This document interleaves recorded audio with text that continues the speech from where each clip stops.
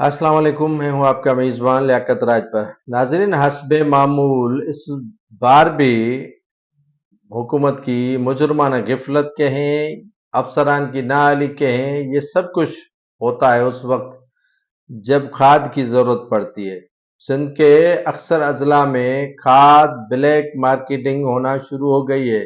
न यूरिया मिल रहा है, न डीएपी मिल रहा है।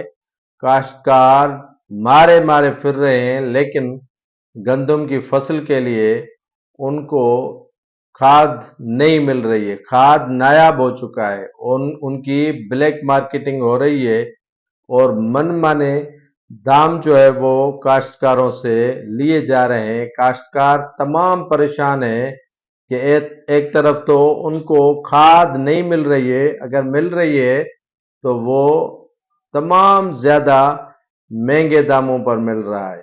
अब जो 4 से 5 हजार 6 हजार डीएपी खाद मिल रही थी, वो 15 हजार तक पहुंच चुकी है, जबकि यूरिया जो 2200 से 2300 मिल रहा था, वो 5000 तक पहुंचा है। डीएपी की जो रकम है वो 5000 से भी कम है, लेकिन इतना काश्तकारों से जुल्म और ज्यादती हो रही है, ये मुनाफाखोर कर रहे हैं, उनके साथ जो महकमों के अफसरान हैं वो कर रहे हैं कि उनको खाद मुहैया करके नहीं दी जा रही है।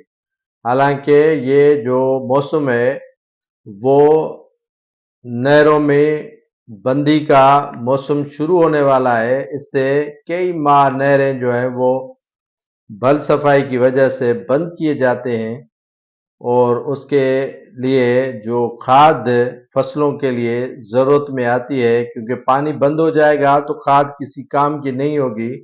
लेकिन अफसरान इस मामले को संजीदा लेने के लिए तैयार नहीं है। वहाँ के असिस्टेंट कमिश्नर, डिप्टी कमिश्नर, तहसीलदार और दीगर जो अफसरान हैं एग्रीकल्चर के, उनको 12 शिकायत दर्ज करवाई गई हैं काश्तकारों की जानिब से, लेकिन जो कान है वो इन तरफ नहीं दे रहे, जिसके बायस काश्तकार तमाम मुश्किलात का शिकार हो चुके हैं।